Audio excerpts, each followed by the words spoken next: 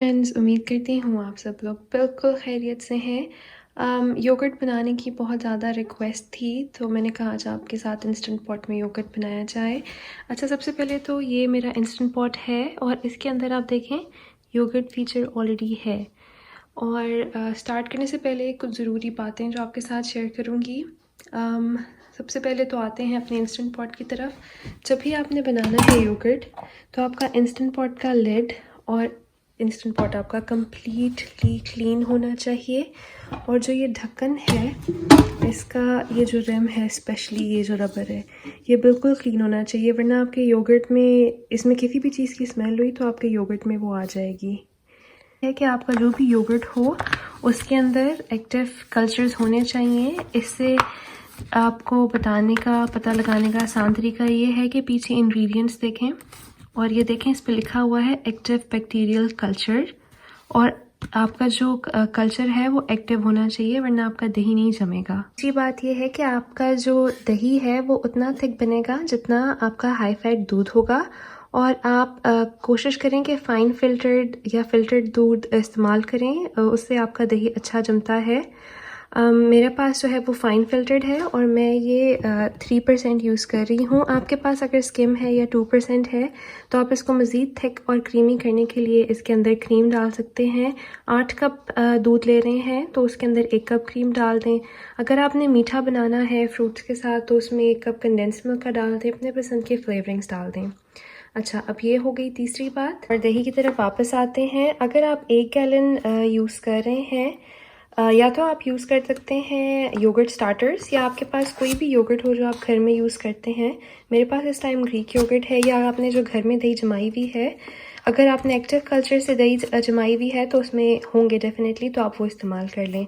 आप तकरीबन, मैं 8 कप का बना रही हूँ, हाफ़ गैलन, तो उसमें 2 टेबल स्पून जाएंगे योगर्ट के। आप फुल गैलन बना रहे हैं तो 1/4 कप जाएगा, जो कि 4 टेबल स्पून होता है।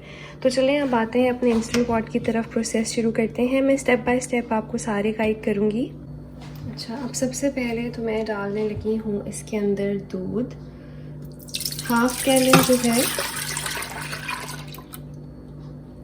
गैलन जो है वो तकरीबन 8 कप बनता है।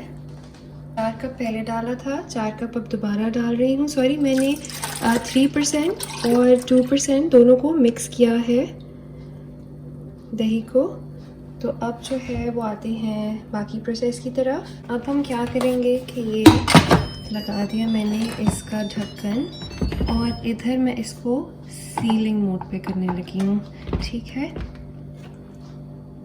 अब आते हैं नीचे। अच्छा, अब यहाँ पे मैंने योगर्ट प्रेस किया और ये आ गया बॉयल। बास टाइम आपके इधर कीप फॉर्म की जगह एडजस्ट होता है, उसको दबाने से बॉयल का फीचर आ जाता है। बाज़ दफ़ा योगर्ट को 1 दफ़ा और प्रेस करने से या 2 दफ़ा और प्रेस करने से आ जाता है बॉयल का फ़ीचर। हमने बेसिकली दूध को बॉयल करना है। 15 से 20 मिनट तक लगते हैं, तो आप इसको एक्सटर्नल टाइमर लगा सकते हैं 15-16 मिनट्स का। टारगेट तो है वो 180 डिग्रीज़ 180 डिग्री फ़ारेनहाइट पे लाना है दूध को। मेरे पास यहाँ पे थर्मोमीटर है। आप लोगों की आसानी के लिए मैं आपको एग्जैक्ट टाइम बताऊंगी कि 180 डिग्रीज़ कितनी देर में हो गया था, ताकि आप लोगों के पास अगर नहीं है थर्मोमीटर तो आपके लिए आसानी हो जाए। और उसके बाद हम इसको ठंडा करेंगे। अच्छा जी, अब हो गए हैं 15 मिनट्स। इसको हम चेक करते हैं कि हमारा दूध का क्या टेम्परेचर है। अगर आपके पास थर्मामीटर है और आप वो यूज़ कर रहे हैं, नॉर्मल थर्मामीटर नहीं, जो खाने वाला या पेस्ट्री या कैंडी थर्मामीटर होता है, तो आप इसको अपने पॉट की बॉटम के साथ मत लगाइएगा, जो उसकी बेस होती है उसके साथ मत लगाइएगा। उससे आपकी जो रीडिंग है वो सही नहीं आती, क्योंकि वो फिर जो हॉट प्लेट है उसकी रीडिंग आपको बताने लगता है।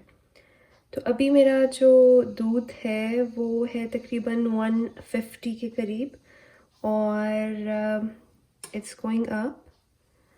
आई थिंक इसको 5 मिनट और लगेंगे 180 पे जाने के लिए। तो इसको हम बंद करते हैं दोबारा से।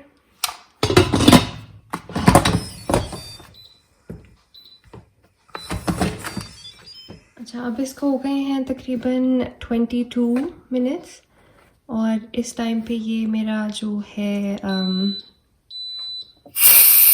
प्रेशर रिलीज़ होगा। और योगर्ट लिखा हुआ मैं आपको कर देख। तो बॉयल हुआ है ना जब दूध, तो यहाँ पे ये योगर्ट लिखा आ गया है। तो एक तो योगर्ट आ गया नीचे लिखा हुआ, दूसरा अब अगर चेक करें हम अपना टेम्परेचर दूध का, और ये हो गया 180। तो 2 निशानियाँ हो गई, एक तो थर्मामीटर है तो उसकी रीडिंग, दूसरा नीचे योगर्ट लिखा आ जाएगा, और तकरीबन 22 टू 23 मिनट्स लगे हैं मुझे। तो इसको हम अब निकाल लेते हैं फटाफट। अब इसको मैं साइड पे रखूँगी।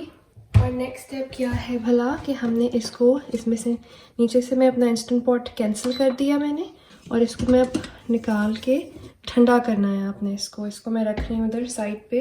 इसको ये मैंने रख दिया इधर साइड पे। इसको मैं 1 घंटे तक ठंडा कर लूँगी। 110 डिग्री फ़ारेनहाइट पे लेके आना है हमने इसको। अगर आप जल्दी में हैं तो एक बाउल लें बड़ा सा, जिसमें ये इसका जो बाउल है, ये जो इसका इंसर्ट है स्टील वाला, ये पूरा आ जाए, उसमें ज़्यादा सारी बर्फ़ डालें ताकि आपका दूध जल्दी जल्दी से ठंडा हो जाए, वरना इसको घंटा छोड़ दें अपने काउंटर पे इसी तरीके से। शो यू गाइस, मैंने अपने सिंक के अंदर बर्फ़ डाली थी और उसके ऊपर अपने पतीले को रख दिया था। तो तकरीबन 15 मिनट में मेरा जो दूध है वो 110 डिग्री पे आ चुका है। मैंने भी आपको दिखाया कि मैंने अपने सिंक के अंदर बर्फ़ डाल के इसको रख दिया था, तो 15 मिनट में ये आ गया है। मैंने चेक भी किया था, 110 डिग्री फ़ारेनहाइट पे आ गया था। और अब इसके बाद आपने क्या करना है कि अच्छा, अगर आपको समझ नहीं आ रहा 110 डिग्री हुआ है कि नहीं, तो आप इसको साइड से जब हाथ लगाएंगे तो जैसे नीम गर्म होता है दूध और आपको हाथ लगाया जाएगा। इसको पहले बहुत गर्म था, अब मैं इसको टच कर सकती हूँ और इसमें से धुआं निकलना काफ़ी बंद हो गया है। तो मेरे पास यहाँ पे एक बाउल है, उसमें मैंने ये डाला है 2 टेबलस्पून अपना दही जो मैं यूज़ कर रही हूँ। और अब जो है मैं निकाल दूँगी इसकी ऊपर वाली लेयर। तो ये जो मलाई है इसको हम निकाल देते हैं। और अब मैं इसी दूध में से ये 1 कप निकाल के इसके अंदर डाल रही हूँ।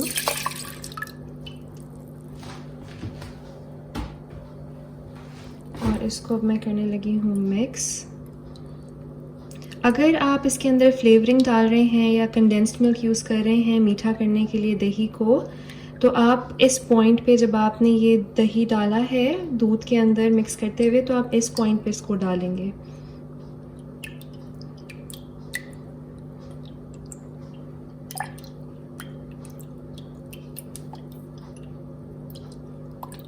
अब मैं ये सारा अपने दूध के अंदर डाल दूंगी।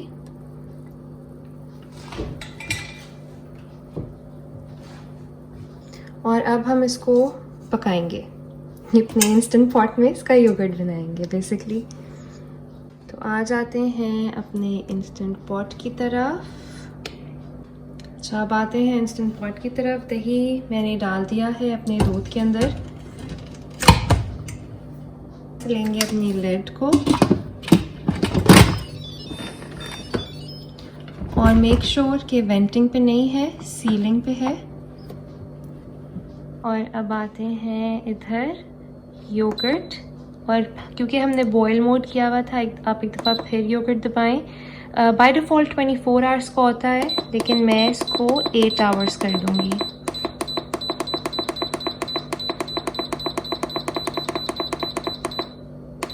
अच्छा, तो अब ये हो गया है 8 आवर्स पे। जब ये 8 आवर्स शुरू होंगे तो इसका जो काउंटर है वो बैकवर्ड्स चलता है। 0 से देखें, ये 0 आ गया है, ये 0 से आगे ऑनवर्ड्स चलेगा 8 घंटे तक। और जैसे ही 8 घंटे पूरे हो जाएंगे, यहाँ पे योगर्ट लिखा आ जाएगा। जैसे प्रेशर जब डेवलप हो गया था बॉईल करते हुए तब आया था, उसी तरीके से यहाँ लिखा हुआ आ जाएगा। तो अब मिलते हैं 8 घंटे के बाद होपफुली। अच्छा, आप ये देखें कि 8 घंटे हो गए जैसे पूरे, तो यहाँ पे ये योगर्ट लिखा आ गया। जितनी देर तक योगर्ट बनेगा उतना ज़्यादा उसके अंदर एक टैंगीपन, एक थोड़ा सी खटास जो होती है योगर्ट की वो आएगी। तो अगर आपको और भी खट्टा चाहिए तो आप और देर तक बनाएं। आप 24 घंटे तक इसको बना सकते हैं। तो अब इसको खोलते हैं हम।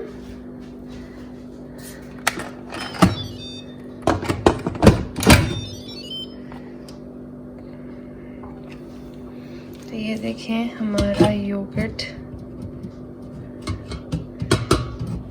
कितना बेहतरीन सा तैयार हो गया है। अपने लेवल की टैंगीनेस के लिए आप इसको 4-6 घंटे के बाद चख भी सकते हैं। तो